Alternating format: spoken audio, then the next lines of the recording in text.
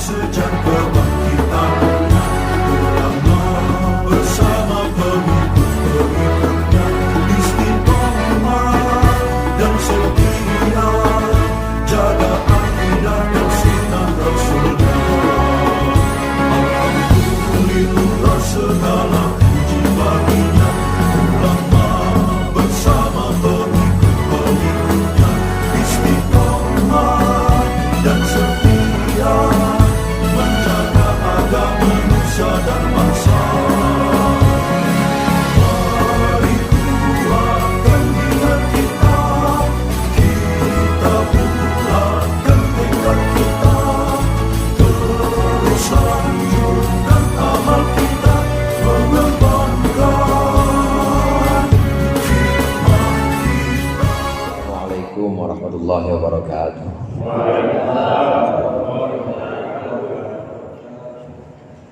Walidnya kitab Al-Muzuki Al-Fatihah. Bismillahirrahmanirrahim. Alhamdulillahirabbil alamin. Arrahmanirrahim. Maliki yaumiddin. Iyyaka na'budu wa iyyaka nasta'in. Ihdinas siratal mustaqim. Siratal ladzina an'amta 'alaihim ghairil maghdubi 'alaihim waladdallin. Amin. Bismillahirrahmanirrahim. Alhamdulil mu'allimit tullabi wa musahhilil khairi liman yata'allamu. Thumma as-salatu wassalamu 'alan nabi wa alihi wa sahbihi jayudamu. Ya Rabbana kaffir 'anna dhunubana wa walidina wa liman huwa muslimu. ندعوك اللهم علما نافعا من يومنا إلى الحساب يقوم. آمين آمين آمين ويا فتاح. آمين آمين آمين ويا عليم.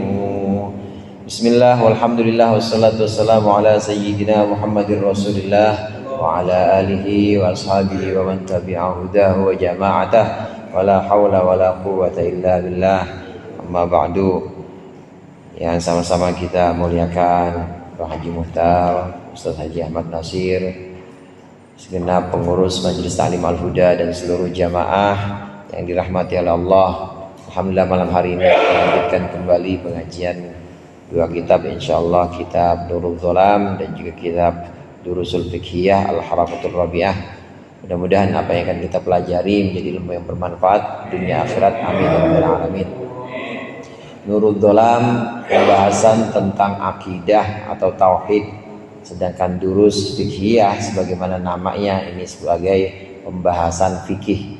Ini memang dua ilmu, ini memang dua pelajaran yang harus diutamakan dibanding pelajaran-pelajaran yang lain. Pelajaran akidah yang ada dalam Aqidatul Awam, sarahnya ini kita baca Nurul Dzalam.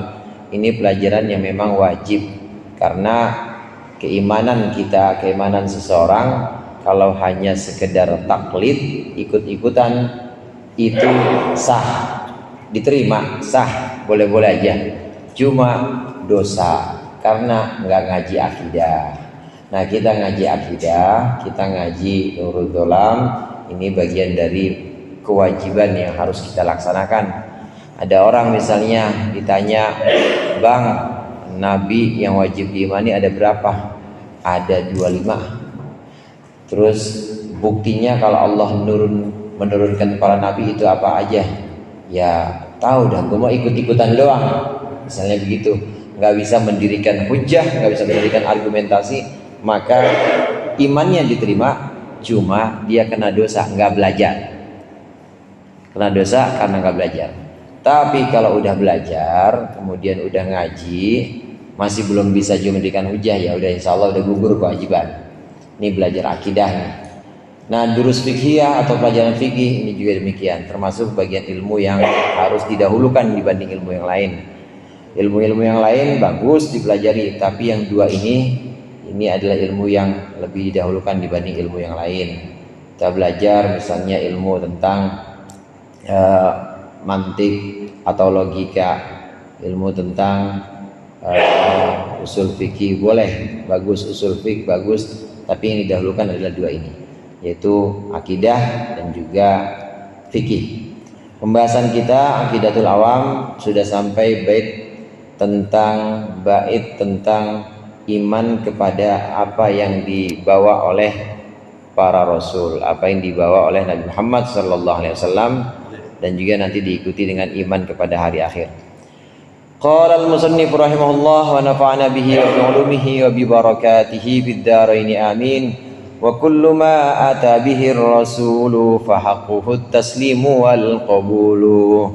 Wa kullu ma ata bihi ar-rasulu, dan bermula segala sesuatu yang Rasul datang membawanya, fahaqquhu taslimu wal qabulu, maka haknya, kebenarannya, seharusnya itu at-taslimu wal qabulu adalah menerima.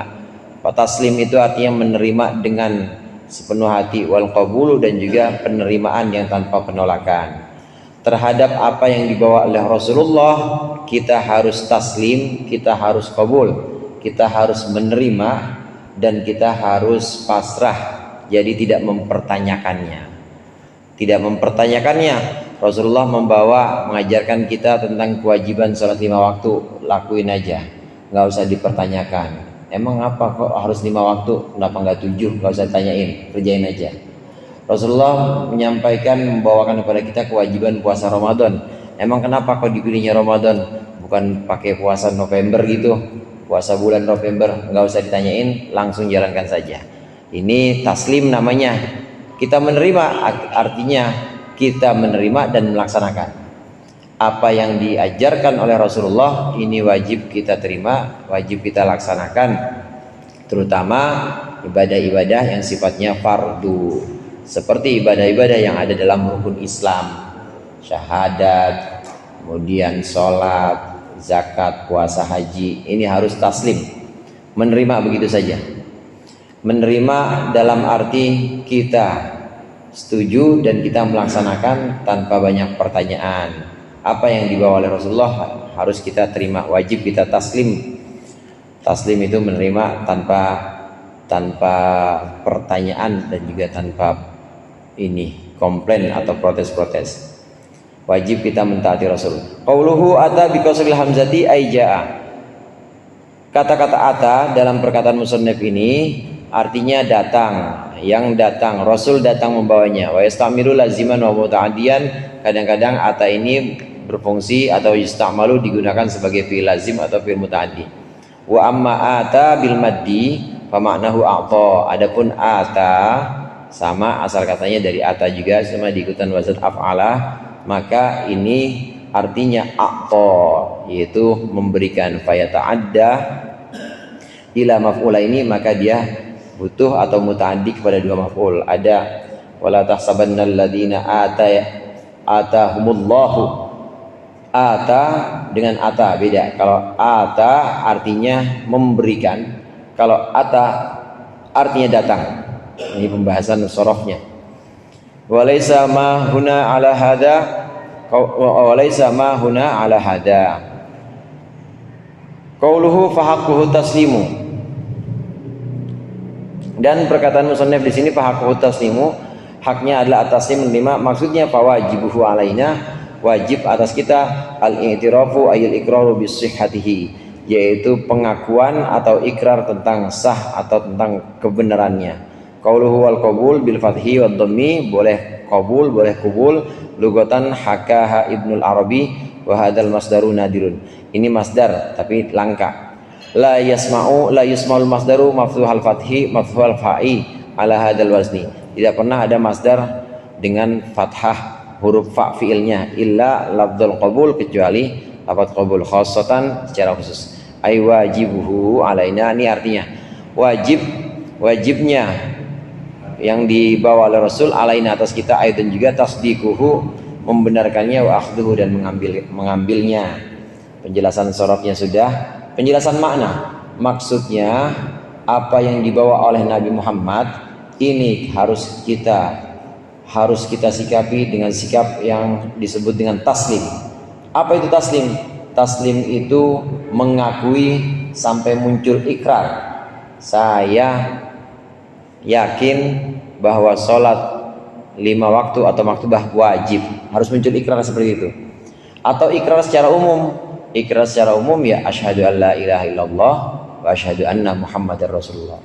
Apa yang dibawa Rasul itu saya bersaksi bahwa yang dibawa Rasul itu benar. Ini sesuai dengan kesaksian saya bahwa aku bersaksi tidak ada Tuhan selain Allah dan aku bersaksi bahwa Muhammad adalah utusan Allah. Kalau sudah bersaksi bahwa Muhammad adalah utusan Allah berarti menerima, berarti taslim, mengakui, mengikrar apa yang dibawa oleh Rasulullah, ajaran-ajaran syariat tentang sholat, tentang puasa Ramadan dan lain sebagainya, diakui dengan ikrar bahwa itu semua benar adanya. Ini yang namanya taslim. Qabul, menerima. Yang dimaksud dengan menerima di sini adalah membenarkannya dan melaksanakannya. Sholat 5 waktunya, maktubahnya kita laksanakan. Ramadan kita laksanakan. Zakat, fitrah ataupun mal kita jalankan juga. Haji kita laksanakan juga. Insya Allah. Udah pada haji semua ya? Insya Allah. Yang penting mau daftar dulu. Daftar dulu. Itu kita tasdik, artinya qabul, kita membenarkan dan juga kita melaksanakan. Maka apa yang dibawa oleh Rasulullah ini harus kita yakini sebagai kebenaran dan harus kita amalkan, harus kita jalankan. Ini yang namanya qabul. Wajib hukumnya bagi seorang muslim. Bahkan hadirin, hal-hal yang ulima minad dini bid-darurah istilahnya itu. Hal-hal yang memang sudah maklum, sudah lazim dianggap oleh orang umum sebagai sesuatu yang sifatnya itu pasti.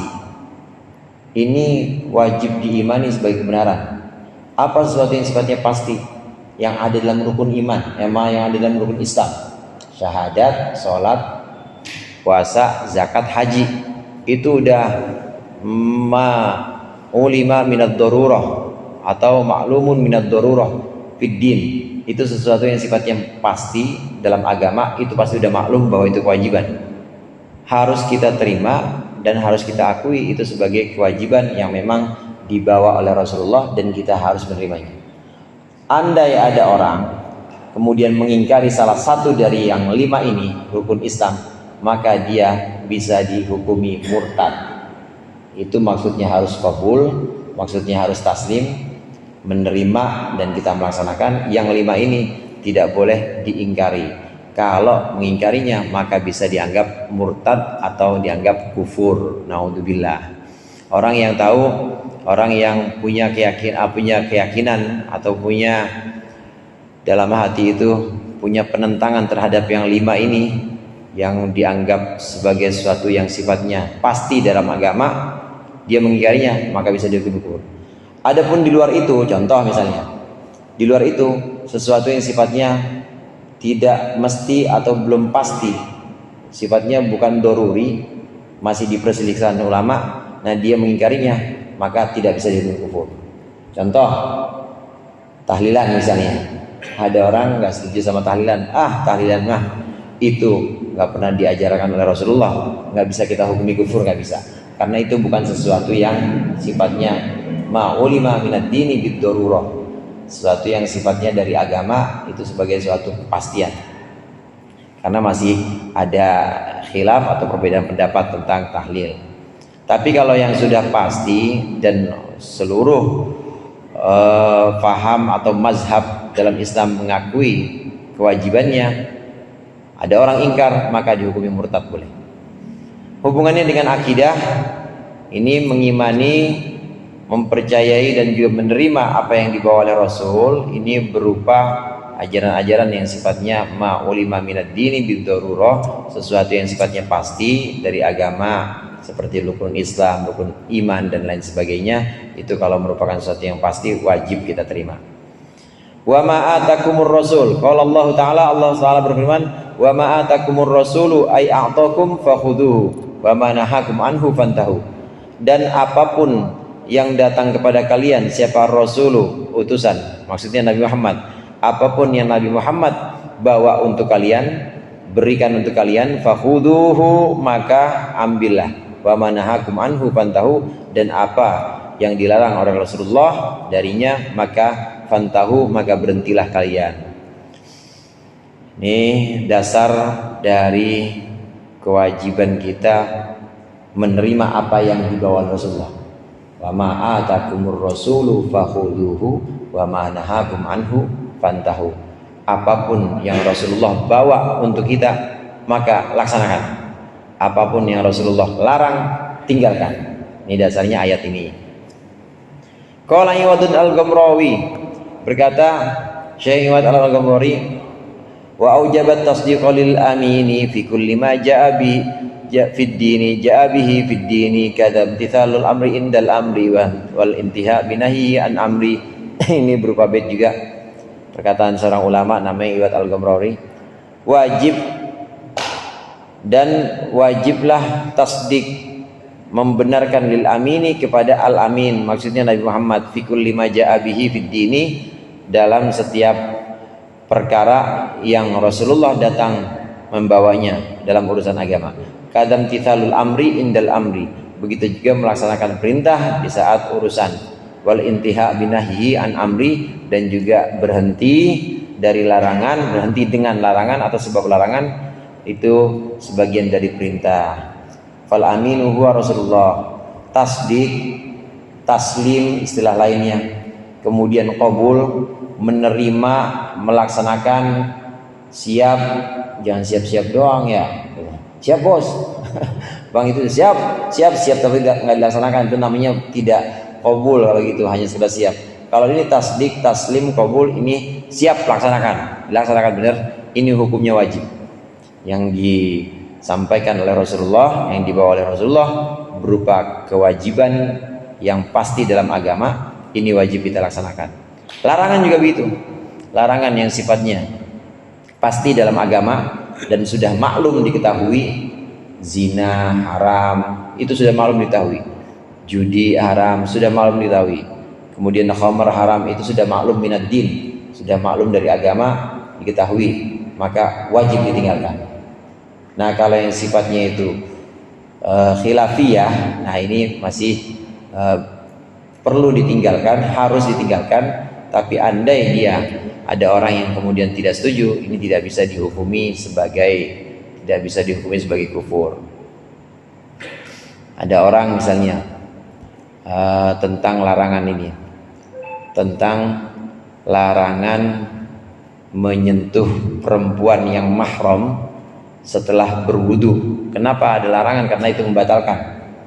Tapi ini bukan sesuatu yang sifatnya pasti dalam agama, karena ada khilafiyah. Jadi bagaimana kalau ada yang berpendapat itu mah salah pendapatnya, sebenarnya bersentuhan antara perempuan dan laki-laki tidak batal meskipun itu bukan mahram. Nah dia mengingkari batalnya, maka ini tidak bisa dihukumi sebagai kufur, karena itu juga bukan bagian dari ulima minad dini bidoror, bukan bagian dari sesuatu yang pasti dari agama yang sifatnya mutlak, nggak bisa tawar-tawar. Itu masalah khilafiyah. Larangan-larangan yang sudah pasti seperti zina, judi, minuman keras, itu yang sifatnya pasti dalam agama, maklum sudah, maka wajib ditinggalkan. Rasulullah ini punya sifat al-amin. Kata Syekh Ghamrawi tadi, wajib kita menerima, melaksanakan, kemudian membenarkan apa yang dibawa oleh al-amin. Siapa al-amin itu? Maksudnya Rasulullah sallallahu alaihi wasallam. Wa ma'nahu, mananya al-amin itu al-ma'mun, yaitu al-ma'mun, orang yang dipercaya. Minal fujuri, atau al-ma'mun, orang yang disifati aman atau orang yang dijaga. Amina ya'manu itu artinya ya terlepas, bisa juga terlepas. Aman, al-ma'mun, diamankan atau dijaga juga bisa, terlepas juga bisa. Terlepas atau dijaga minal fujuri, dari dosa-dosa atau dari kedurhakaan.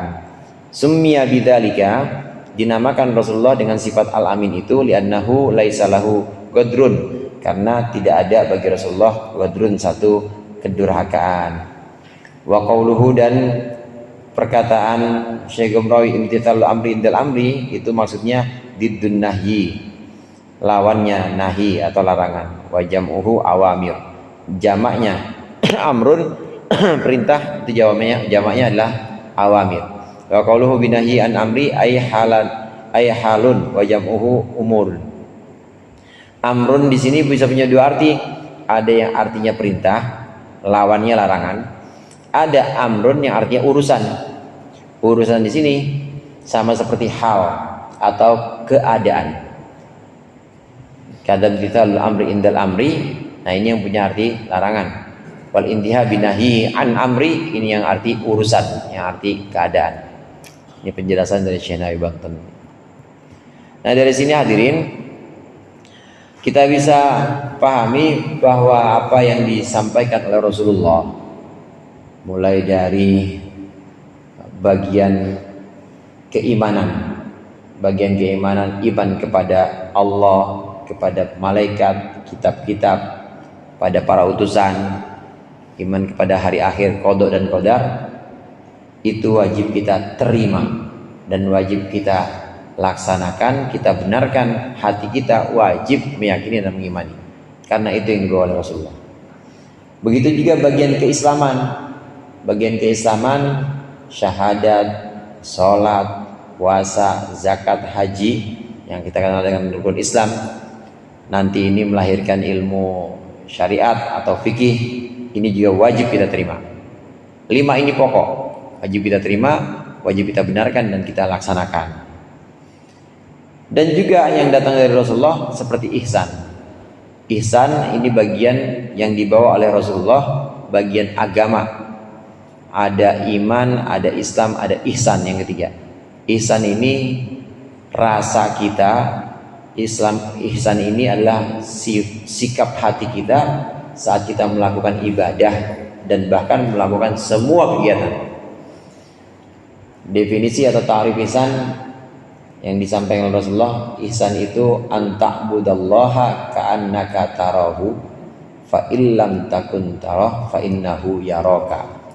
Kita sembahyang, sholat, itu melihat Allah, itu namanya ihsan. Kalau kita nggak lihat Allah, maka hati kita harus yakin Allah melihat kita. Bisa nggak kira-kira kita begitu tuh? Sholat nih, sholat, Allahu Akbar, berdiri nggak gemeteran kita?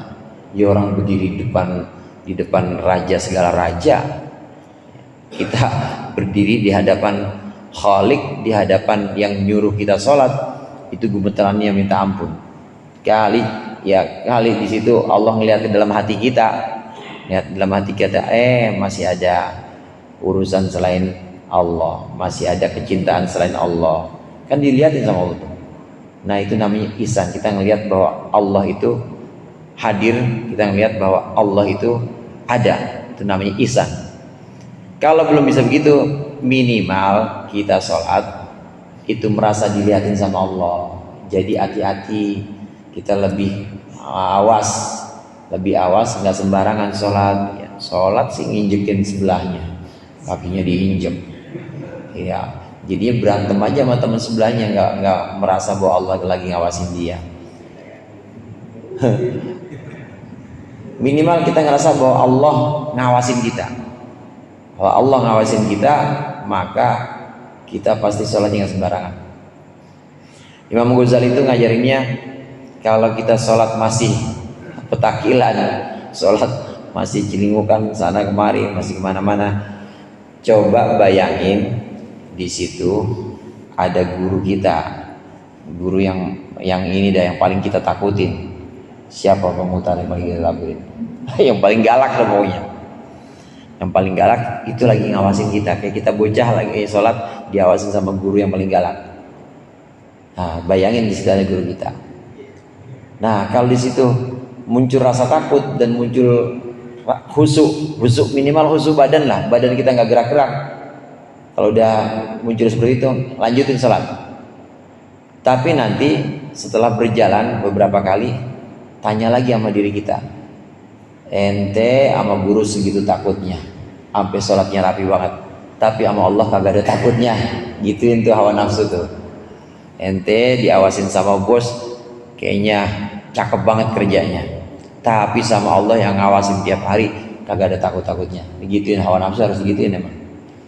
Pertama-tama belajarnya bagaimana kita bayangin orang yang paling kita takuti. Habis itu balikin lagi diri kita, balikin Allah yang maha mengetahui, yang justru nyuruh kita sholat, perintahkan kita sholat, perintahkan kita kerja yang jujur, perintahkan kita dagang yang jujur, perintahkan kita ngajar yang ikhlas atau ngaji yang benar.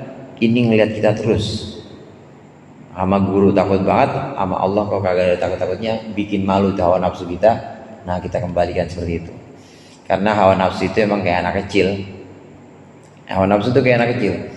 Keinginan kita sholat celingukan, masih pikiran masih kemana-mana, itu kan pikiran bocah itu. Nah, langsung kita merasa diawasi oleh Allah. Sikap merasa diawasi oleh Allah ini kadang-kadang disebut dengan muraqabah. Muraqabah, raqib, pernah dengar bahwa apa mungkin ya? Raqib, malaikat raqib itu kan yang ngawasin. Muraqabah itu artinya pengawasan. Jadi Allah ngawasin kita. Ngajinya kita diawasin sama Allah. Kerjanya kita diawasin, sampai pergaulan kita itu diawasin sama Allah. Orang yang muraqabah sampai pada maqam muraqabah ini, dia bisa merasakan hadirnya Allah di setiap segi kehidupan dia. Jadi tertata semuanya hadirin, tertata, teratur, dan juga nggak sembarangan, karena dia tahu bahwa Allah itu mengawasi dia. Itu yang namanya ihsan. Ihsan itu merasa diawasi oleh Allah, atau puncaknya melihat Allah, itu ihsan. Nah, melihat Allah ini urusan ini ya, urusan bukan ilmu syariat, ini urusan ilmu yang disebut dengan ilmu hakikat.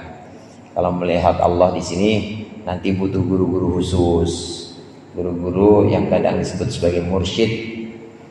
Bagaimana kita belajar aqidatul awam? Kita belajar aqidatul awam minimal tingkat yang kedua dah. Iman seseorang tingkatannya ada 5, saudara. Yang pertama disebut dengan imanu taklid, iman ikut-ikutan. Sah nggak? Diterima nggak? Sah, terima. Cuma dapat dosa aja, ikut-ikutan, nggak mau belajar, nggak mau ngaji. Iman taklid. Yang kedua ada imanu ilmin, iman ilmu, iman tapi pakai ilmu. Udah ngaji nih, udah tahu Tuhan berapa bang? 1. Nah, Tuhan wujud nggak bang? Wujud, ada. Bukti apa? Ini buktinya ada yang matahari teratur banget, ada hujan. Ini saya lahir udah begini nih matahari. Saya lahir tuh yang namanya hujan udah ada duluan. Itu yang ngatur siapa kalau bukan Tuhan? Nah, itu udah bisa mendirikan hujah. Berarti udah tingkat yang kedua, iman ilmu, imanu ilmi, iman secara ilmiah. Minimal belajar aqidatul awam sampai situ. Nah, dapat tingkat iman yang selanjutnya ada imanu ayanin, iman secara ainul yakin. Ayan dari kata ainul yakin, itu adalah iman orang-orang tingkat selanjutnya, di mana orang itu ru'yatullah biqalbi, orang itu sudah melihat Allah dengan hatinya, bukan melihat dengan mata kepala, Allah nggak bisa, tapi melihat Allah dengan mata hatinya. Dikasih duit nih, duitnya yang lihat. Ada orang bawain duit, ke kita, duitnya dia ngeliat, tapi dia di situ tetap melihat Allah yang lagi mengantarkan rezeki buat saya. Cuma perantaranya orang ini, bukan cuma duit. Hadirin, ada musibah menimpa diri kita, kita ngeliat, ya Allah berat banget nih musibah, tapi kita tetap melihat Allah yang lagi mentakdirkan kita. Yang lain juga begitu. Pleset misalnya, pleset maksiat, astagfirullah, ngapa gini banget ya. Ini juga bisa melihat, ya maksiatnya dosa, tapi tetap melihat Allah lagi takdirin saya seperti ini, maka saya harus bangkit. Yang namanya maksiat harus bangkit, saudara. Jangan terus, gue takdirin maksiat terus aja dah, nggak boleh. Harus bangkit. Bangkitnya bagaimana? Taubat, buru-buru istighfar. Lihat taat. ngaji rajin, sholat rajin, sedekahnya jalan terus, langsung ngelihat Allah lagi nuntun kita. Itu melihat Allah. Iman yang seperti ini namanya imanul ayan. Imanul ayan, pengetahuannya atau ilmunya disebut dengan ainul yakin, karena dia sudah melihat Allah tapi dengan mata hatinya atau dengan hatinya melihat Allah.